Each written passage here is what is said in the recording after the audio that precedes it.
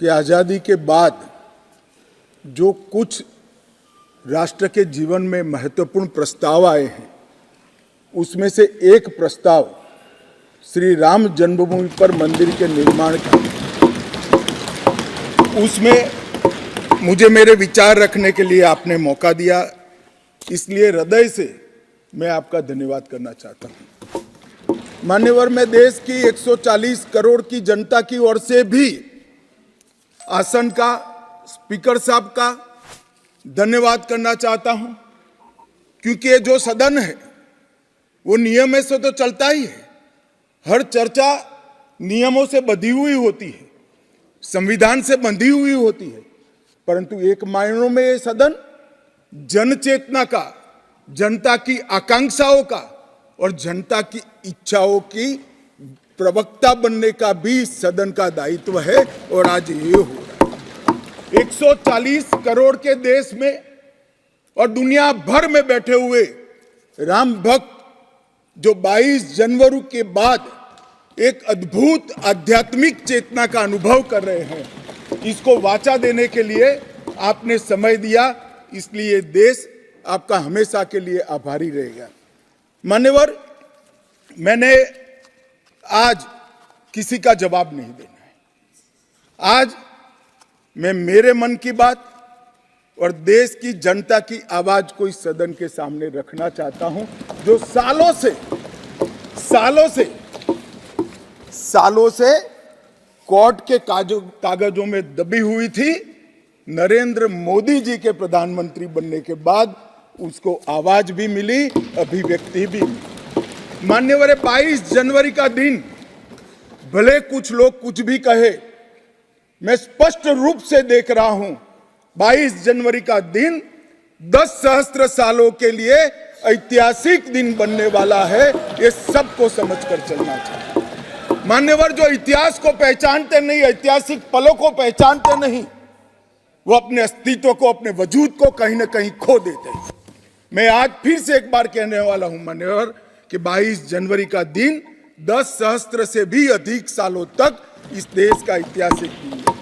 मान्यवर, 22 जनवरी का दिन 1528 से शुरू हुई एक संघर्ष और अन्याय के सामने लड़ाई का एक आंदोलन के अंत का दिन है। 1528 से चली हुई ये न्याय की लड़ाई यहां पर समाप्त।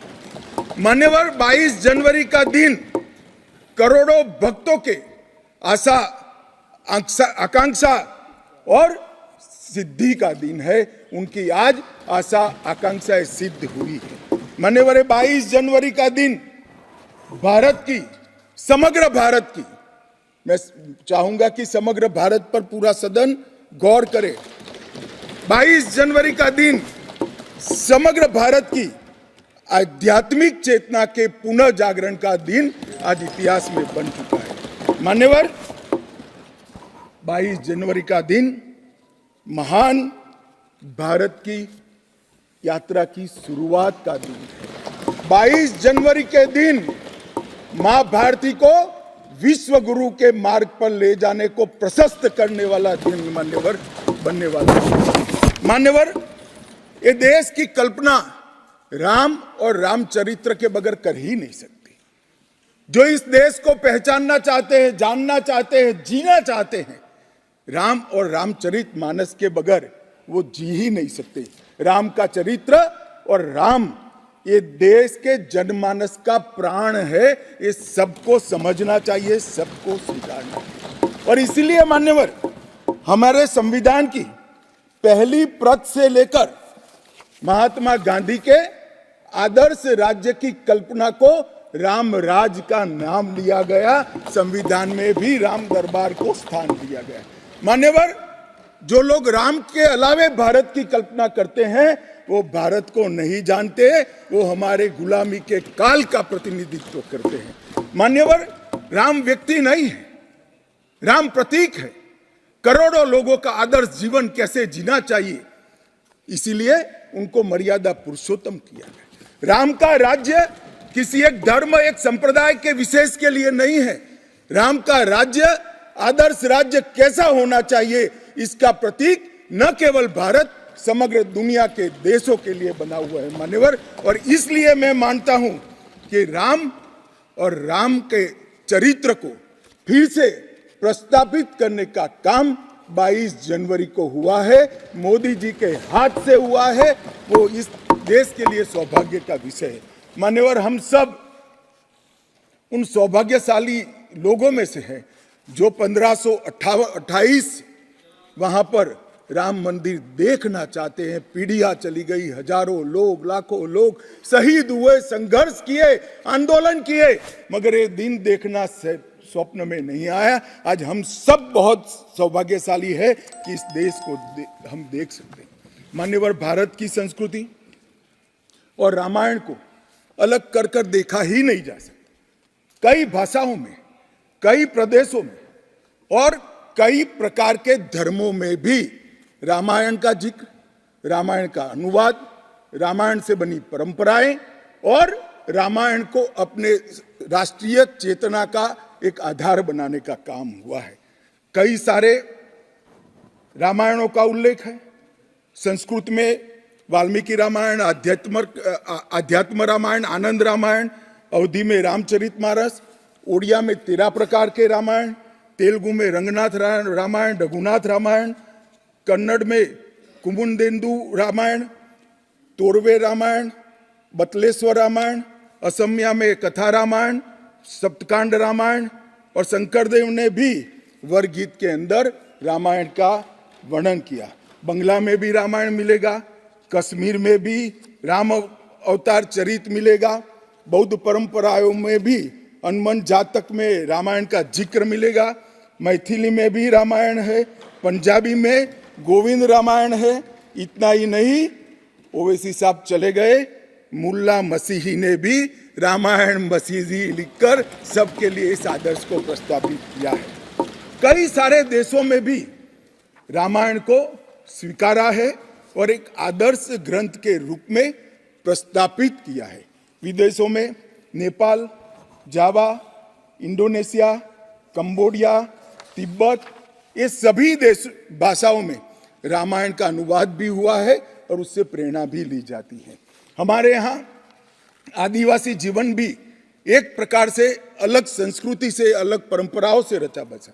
उरांव में, बोडो में, संथाल में, संकाल में, बिरहोर में और छोटा नागपुर में सभी जगह स्थानीय भाषाओं में रामायण का अनुवाद भी हुआ और रामायण के आधार पर अपने जीवन को आदर्श को बनाने का काम भी हुआ। मान्यवर, राम और रामायण से अलग इस देश की कल्पना हो ही नहीं सकती। मान्यवर, ये जो राष्ट्र की इच्छा की परिपूर्ति सम्माननीय मोदी जी के हाथ से 22 जनवरी को अभिजीत मुहूर्त में हुई है, ये लड़ाई 1528 से लड़ी जा रही है। दशकों तक ये लड़ाई चली मान्यवर, दशकों तक लड़ाई चली। लगभग 1858 से कानूनी लड़ाई चल रही है। जब से अंग्रेजों का शासन था, 330 साल के बाद कानूनी लड़ाई का आज अंत आया है और रामलल्ला अपने गर्भगृह के अंदर विराजमान हो गए। मान्यवर, 330 साल के बाद और 1528 से एक लंबा जो आंदोलन चला उसकी समाप्ति हुई है और देश की आध्यात्मिक चेतना की जागृति हुई है। मान्यवर, मैं इतना ही कहना चाहता हूं, ये आंदोलन से अनभिज्ञ होकर कोई इस देश के इतिहास को पढ़ ही नहीं सकता। आज से नहीं, 1528 से हर पीढ़ी ने इस आंदोलन को किसी न किसी स्वरूप से वाचा दी और ये मामला लंबे समय तक अटका रहा, भटका रहा, लटकता रहा। आज मोदी जी के समय में ही इसको परवान चढ़ना था, इस स्वप्न को सिद्ध होना था और आज देश स्वप्न सिद्ध होता हुआ दिखा है। मान्यवर, राम जन्मभूमि का जो इतिहास है ये बहुत लंबा है। अनेक राजाओं, संतों, निहंगों, अलग अलग संगठनों और कानून विशेषज्ञों ने ये लड़ाई में योगदान दिया है। मैं आज ये 1528 से 22 जनवरी 2024 तक की संपूर्ण कानूनी और युद्धों की और आंदोलनों की लड़ाई को, ये सभी योद्धाओं को बहुत विनम्रता से स्मरण करना चाहता हूं। और उनकी लड़ाई जब आज समाप्त हुई है, तब मुझे विश्वास है मान्यवर, वो जहां भी होंगे बड़ी आनंद की अनुभूति करते होंगे, अपनी श्रद्धा को चरितार्थ करने की अनुभूति करते होंगे। गिलहरी के समान कई लोगों ने अपना योगदान दिया और मान्यवर, ये राम सेतु जो बनना था 1528 से 22 जनवरी 2024 तक का, ये सेतु का भूमि पूजन भी नरेंद्र मोदी जी ने किया और प्राण प्रतिष्ठा भी नरेंद्र मोदी जी के। मान्यवर, 1990 में जब ये आंदोलन ने गति पकड़ी, उसके पहले से ही भारतीय जनता पार्टी का ये देश की जनता को वादा था। हमने पालमपुर कार्यकारिणी के अंदर हमने एक प्रस्ताव पारित कर कहा था कि राम मंदिर का निर्माण, इसको कोई एक धर्म के साथ नहीं जोड़ना चाहिए, ये देश की चेतना की पुनर्जागृति का आंदोलन है। इसलिए हम राम जन्मभूमि को मुक्त कराकर, कानूनी रूप से मुक्त कराकर वहां पर राम मंदिर की स्थापना करेंगे। अब इस देश में प्रॉब्लम क्या है साहब, जब चुनाव में घोषणा पत्र में लेते हैं तो कहते हैं चुनाव में वोट प्राप्त करने के लिए लिया, चुनावी वादा है। ये भाजपा ऐसे ही वादे करती है, 370 हो, राम जन्मभूमि हो, यूनिफॉर्म सिविल कोड हो, ट्रिपल तलाक समाप्त करना हो। अब ये कहते हैं आप ऐसे ही वादे करते हैं और ये वोट प्राप्त करने का जरिया होता है, और जब हम इसको पूरा कर देते हैं तो बड़ी खिलाफत करते हैं। मैं आज भी कहता हूं, भारतीय जनता पार्टी और हमारे नेता नरेंद्र मोदी जी मान्यवर जो बोलते हैं, जो कहते हैं, वो करते हैं। हमारी पार्टी का चरित्र है और ये कोई छिपी हुई बात नहीं है। किस चीज का आक्रोश? हम 1986 से कह रहे हैं कि हमारा भव्य राम मंदिर बनना चाहिए, संवैधानिक तरीके से बने। कुछ लोगों ने यहां पर और बाहर मीडिया के सामने प्रतिक्रिया व्यक्त की, वो कानून की दुहाई देते हैं। मैं उनको पूछना चाहता हूं कि मान्यवर, क्या सुप्रीम कोर्ट की 5 जजों की खंडपीठ के जजमेंट से आप वास्ता रखते हो या नहीं रखते हो? भारत के संविधान से वास्ता रखते हो या नहीं रखते हो? किसी ने अगर सुप्रीम कोर्ट की अवहेलना कर वहां पर मंदिर बनाया होता तो आप कुछ भी कह सकते थे, मगर जब देश की सर्वोच्च अदालत के 5 जजों की खंडपीठ ने, और जिसकी अध्यक्षता स्वयं चीफ जस्टिस ऑफ इंडिया और आने वाले 4 चीफ जस्टिस कर रहे थे, ऐसी महत्वपूर्ण बेंच ने जब ये निर्णय लिया, तब आप कैसे कन्नी काट सकते हो? मान्यवर, निर्णय पसंद हो तो स्वीकार कर लेना, सुप्रीम कोर्ट का सम्मान करना, और कोई निर्णय पसंद ना आए तो सुप्रीम कोर्ट के भी बड़ा बूढ़ा करना, ये ठीक नहीं है। मान्यवर, सुप्रीम कोर्ट के निर्णय ने आज पूरी दुनिया में भारत के पंथ निरपेक्ष चरित्र को उजागर किया है। दुनिया में एक भी देश ऐसा नहीं है जहां बहुमत समाज ने अपनी आस्था का निर्वहन करने के लिए इतनी लंबी कानूनी लड़ाई लड़ी। हमने राह देखी है, सुप्रीम कोर्ट में लड़ाई लड़ी, और सुप्रीम कोर्ट का जजमेंट आने के बाद वहां पर आज भव्य राम मंदिर बना है। मान्यवर, जो बोल रहे हैं उनको भी सब मालूम है कि क्यों बोल रहे हैं। मैं आज फिर से कहना चाहता हूं, हमारे गुजरात में एक कहावत है, हवन में हड्डी नहीं डालनी चाहिए। पूरा देश जब आनंद में डूबा है, पूरा देश आध्यात्मिक चेतना की जागृति का अनुभव हो रहा है, भैया स्वागत कर लो, साथ में जुड़ जाओ, इसी से देश का भी भला है और सबका भला है। मान्यवर, एक लंबी लड़ाई के बाद स्थगितता में पड़े हुए मामले को नरेंद्र मोदी जी ने एक युग परिवर्तन करने के लिए, जब मोदी जी को देश की जनता ने लंबे समय के बाद और कांग्रेस के बगैर किसी दल ने पहली बार पूर्ण बहुमत के साथ प्रधानमंत्री बनाना, तब से ये लड़ाई शुरू हुई। मान्यवर, 14 से 19 तक राम जन्मभूमि मंदिर की लड़ाई चली, उसका ट्रांसलेशन हुआ, सालों लगे, लाखों पेज का अनुवाद हुआ, अनुवाद होकर कोर्ट के सामने गया, बीच में चुनाव आ गया, कोर्ट ने माना कि चुनाव के वक्त फैसला देंगे तो इसको शायद अलग दृष्टि से देखा जाएगा, कोई बात नहीं। चुनाव के बाद फिर से मोदी जी आ गए और फिर केस चला और अंततोगत्वा जब कोर्ट ने न्याय किया तब 5 अगस्त 2020 को 19 को मोदी जी ने इसकी नींव रखकर इसकी शुरुआत। मान्यवर, ये जो 20 से 24 की यात्रा है वो 20 से 24 की यात्रा भी समझनी चाहिए।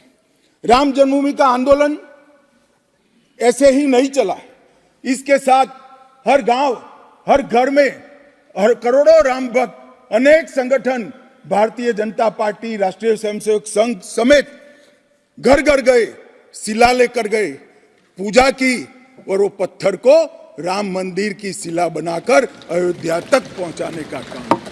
करोड़ों लोगों ने अपनी श्रद्धा, अपनी इच्छा संवैधानिक तरीके से, शांतिपूर्ण तरीके से अयोध्या पहुंचाई और सुप्रीम कोर्ट ने जब जजमेंट दे दिया, निर्णय दे दिया, तब जाकर राम मंदिर के निर्माण की शुरुआत हुई। अडवाणी जी ने सोमनाथ से अयोध्या यात्रा भी की और इसके साथ साथ निहंगों ने शुरू करी हुई लड़ाई, अशोक सिंघल जी जो चरम सीमा पर ले गए थे, अडवाणी जी ने जन जागृति की और मोदी जी ने जन आकांक्षा की पूर्ति कर कर एक आध्यात्मिक चेतना का जागरण कर दिया। मान्यवर, ये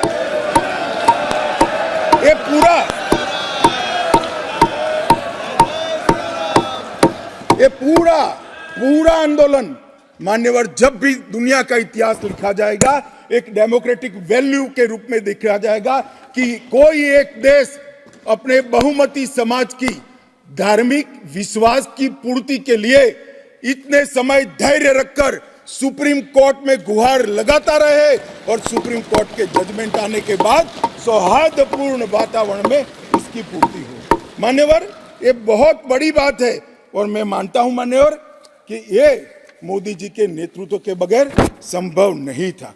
मान्यवर, मैं इतना ही कहना चाहता हूं कि जब राम मंदिर का निर्माण हो रहा था तब और जब जजमेंट आया तब कई लोग आगास लगा रहे थे, कई लोग अनुमान कर रहे थे इस देश में रक्तपात हो जाएगा, इस देश में दंगे हो जाएंगे, इस देश में धर्म के बीच में बड़े विवाद होंगे। मगर मैं आज इस सदन को कहना चाहता हूं, ये भारतीय जनता पार्टी की सरकार है, नरेंद्र मोदी इस देश के प्रधानमंत्री। कोर्ट के जजमेंट को भी जय पराजय की जगह सबकी मान्य न्यायालय के आदेश में परिवर्तित करने का काम मोदी जी के दूरदर्शी विचार ने। और उसके बाद जब समय आया, निर्माण के बाद जब समय आया, मान्यवर, उनको न्योता मिला कि वो आकर भूमि पूजन करें। 130 करोड़ की जनता के वो जनप्रतिनिधि हैं। न्यास ने उनको नेतृत्व करने का, जनता का प्रतिनिधि के नाते जब मौका दिया शिलान्यास करने का, तब मोदी जी के जो पूरा आचरण है इसको ध्यान से देखना चाहिए। मान्यवर, वो आचरण आने वाले अनेक सैकड़ों सालों तक दुनिया के सामने रहेगा और दुनिया के सामने इससे कई लोगों को प्रेरणा भी मिलेगी। मान्यवर, हम सब ने आचार्य गोविंद देव गिरि जी ने जो वक्तव्य दिया वो सुना है। मोदी जी को जब मौका मिला तब उन्होंने रामानंदी समाज के, संप्रदाय के और वैष्णव संतों से पूछा कि भाई प्राण प्रतिष्ठा करनी है, किसी संसारी ने करनी है, तो इसके यम नियम, इसके लिए किस प्रकार की उपासना करनी चाहिए, और जो संतों की ओर से सुझाएगा उससे भी अनेक गुना कठोर 11 दिन का व्रत इस देश के प्रधानमंत्री। मान्यवर, 11 दिन तक सैया पर नहीं सोना, 11 दिन तक केवल नारियल पानी के साथ उपवास करना, 11 दिन तक पूरा समय राममय, राम भक्ति में रचे बसे रहना और पूरे जीवन की उस वक्त की हर सांस को राम के साथ जोड़कर राममय बनकर प्राण प्रतिष्ठा करना। मान्यवर, ये 11 दिन में मां सबरी, गिलेरी, वानर, भालू, जटायु, ये सब के साथ जुड़े हुए देश भर में जो राम के स्थान थे, वहां जाकर राम के काज के लिए गिलेरी जैसा भी योगदान देने वालों को श्रद्धा पूर्वक प्रणाम करने का काम प्रधानमंत्री। राम मंदिर का जब भूमि पूजन का समय आया, कोई पॉलिटिकल नारे नहीं लगाए, ना मोदी जी ने इसका नेतृत्व पॉलिटिकली किया, ना हमारी पार्टी ने किया। हर रोज एक राम का भजन अलग अलग भाषा में ट्वीट कर एक भक्ति का आंदोलन शुरू किया। मान्यवर, इस देश में कई सारे भक्ति के आंदोलन खड़े हुए हैं, ढेर सारे आंदोलन खड़े हुए। मान्यवर, इस देश में भक्ति का आंदोलन कोई नया नहीं है। मान्यवर, मीरा ने चलाया, गुजरात में नरसिंह मेहता ने चलाया, रामानंद ने चलाया, एकनाथ और ज्ञानेश्वर ने चलाया, शंकरदेव और माधवदेव ने असम में चलाया, चैतन्य महाप्रभु ने चलाया, समर्थ रामदास ने चलाया। ये सब भक्ति आंदोलन ने समय समय पर देश को मजबूत करने का काम किया है, सनातन धर्म को टिकाने का काम किया है और सनातन धर्म के प्रति सबकी आस्था को बंधाने का काम। घनघोर अंधेरी रात में एक ध्रुव तारे की तरह ये भक्ति आंदोलन ने देश के जनमानस का नेतृत्व किया। भारत के ही छोर में 10 सिख गुरुओं ने अनेक प्रकार के बलिदान, एक दशम पिता ने तो अपना सर्वस्व दान कर दिया। इस प्रकार के त्याग की भी इस देश की परंपरा रही, परंतु ये समग्र भारत के हजारों साल लंबे सांस्कृतिक और राजनीतिक इतिहास में एक शासक ने, एक जनता के व्यक्ति ने, एक जनता के प्रतिनिधि ने अपने यम, नियम, तप और उपासना से भक्ति चेतना की जागृति की, तो इसका एकमात्र घटना नरेंद्र मोदी जी ने की। और मैं तो स्वयं अनुभव कर रहा हूं। मैं उस दिन बैठा था लक्ष्मी नारायण मंदिर में, दिल्ली में बिरला मंदिर में, जो जनता थी, जो लोग थे, सबकी आंखों में आंसू थे। पूरा देश राममय हो गया था और जय श्री राम के नारे लगा रहा। मान्यवर, मोदी जी ने बड़ी शालीनता के साथ विजय के, पराजय के कोई भाव के बगैर जय श्री राम के युद्ध के नारों से पूरी दुनिया जानती है। जय श्री राम की वानर सेना का युद्ध का घोष था, पूरी दुनिया जानती है। जय संघर्ष चला तब जय श्री राम चला और मंदिर बना तो जय सिया राम हो गया। संघर्ष से भक्ति की यात्रा पूरे देश को आगे ले जाने वाली यात्रा है। मान्यवर,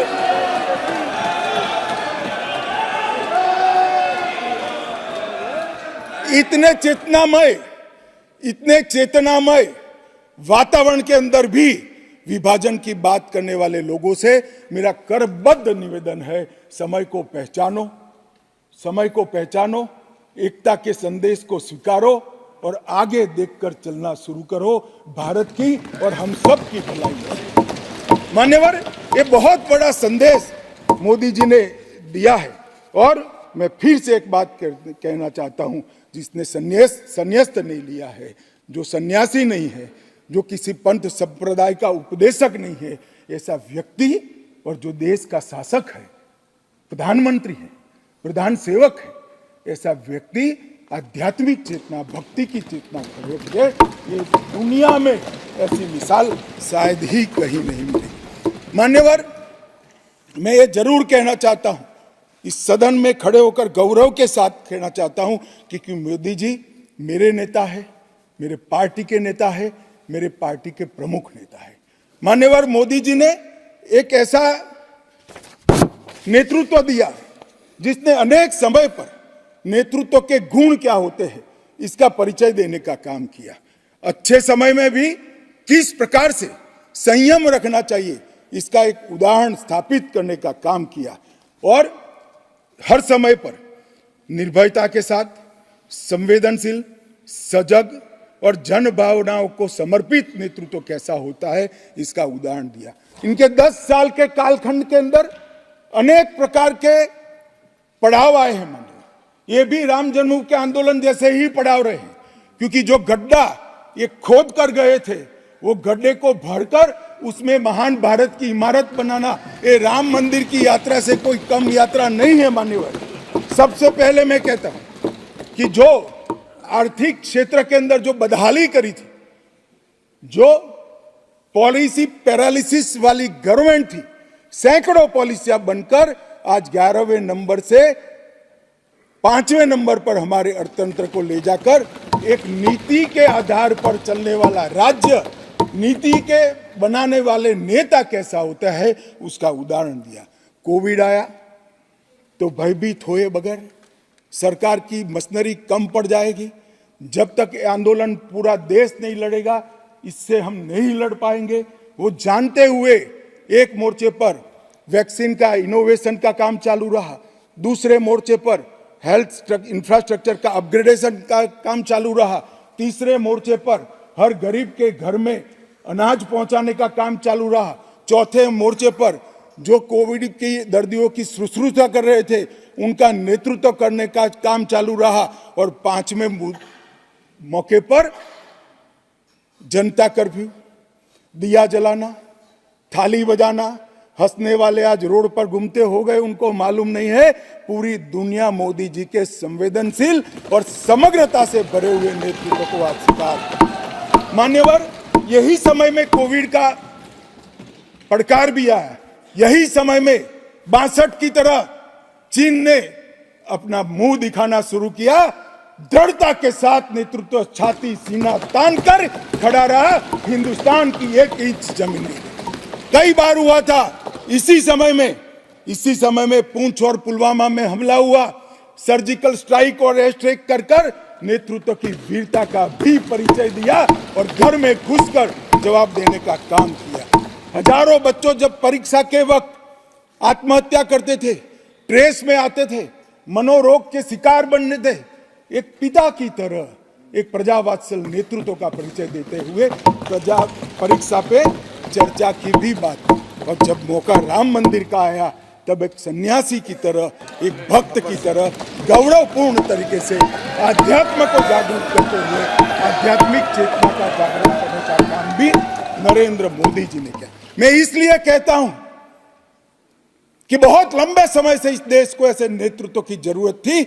70 साल तक, 68 साल तक देश ऐसे नेतृत्व में भटकता रहा, लटकता रहा। 130 करोड़ की जनता ने मोदी जी को चुनकर एक सर्वगुण संपन्न नेता को चुनकर देश की सभी चुनौतियों को समाप्त किया। मान्यवर, मैं आज आपके माध्यम से ये मैं कहना चाहता हूं, ये राम मंदिर का निर्माण, और राम मंदिर में रामलला की बाल प्रतिमा, मनोहरी दृश्य, आंख बंद कर देते तो सामने वो प्रतिमा दिखाई पड़ती। इतनी मनोहरी प्रतिमा बनाने का काम हुआ और उसकी प्राण प्रतिष्ठा भी हुई।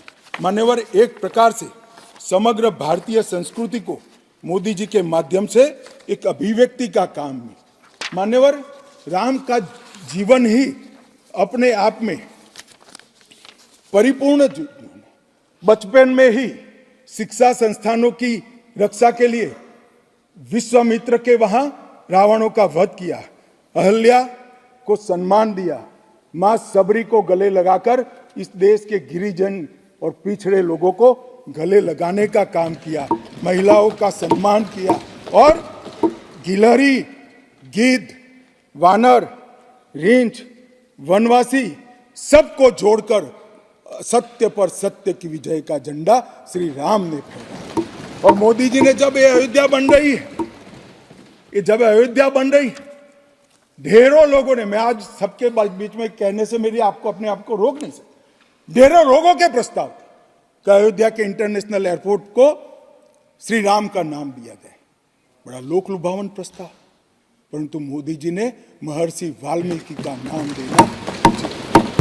सारे मौकों पर दशरथ का, सीता माता का चौराहे पर नाम देने का प्रस्ताव आया था, मोदी जी ने कहीं जटायु को रखा, कहीं गिलहरी को रखा, कहीं हनुमान को रखा। मान्यवर, समग्र समाज साथ में लेने का काम किया। मान्यवर, ये जो मंदिर बना है उसके निर्माण में भी पूरे समाज को साथ में रखने का काम किया गया है। मान्यवर, मैं आपको जरूर बताना चाहता हूं कि इसमें देश के हर हिस्से को स्थान देने का काम मंदिर के निर्माताओं ने किया है। एक भी प्रदेश ऐसा नहीं है जहां से कुछ नहीं आया है। हर प्रदेश और आसपास के सभी देशों से राम काज के लिए कुछ न कुछ समर्पित हुआ है। सबकी भूमिका रही है। पूरे समाज को जोड़कर मान्यवर ये मंदिर बना है। ये सामाजिक एकता का एक अद्भुत उदाहरण मंदिर है। सांस्कृतिक पुनर्जागरण का अद्भुत उदाहरण मंदिर है। मान्यवर, अयोध्या में राम मंदिर विध्वंस के सामने विकास का विजय है। मान्यवर, अयोध्या में राम मंदिर धर्मांधता के सामने आध्यात्मिकता और भक्ति का विजय है। मान्यवर, भारत के गौरवमय युग की ये शुरुआत है। आत्मनिर्भर भारत और विकसित भारत का रास्ते का प्रशस्तीकरण का पॉइंट है और भारत माता को विश्व गुरु बनाने के रास्ते की मान्यवर शुरुआत है। मैं जरूर मानता हूं कि सालों से सदियों से इस देश के प्रेरणा पुरुष रहे, जिनके चरित्र से न केवल इस देश पूरी दुनिया संदेश लेती है, ऐसे प्रभु श्री राम को मूर्ति का अपने निज घर में स्थापन से इस देश का जो नया युग शुरू हुआ है ये बहुत शुभांकर होगा और आने वाले दिनों में 2024 में भी मोदी जी के नेतृत्व में यहाँ सरकार बनेगी और ये शुभांकर शुरुआत हुई है, उसको गंतव्य स्थान पर ले जाने का काम करेगी। मान्यवर, मेरा बहुत बहुत धन्यवाद। मेरे शब्द और विचार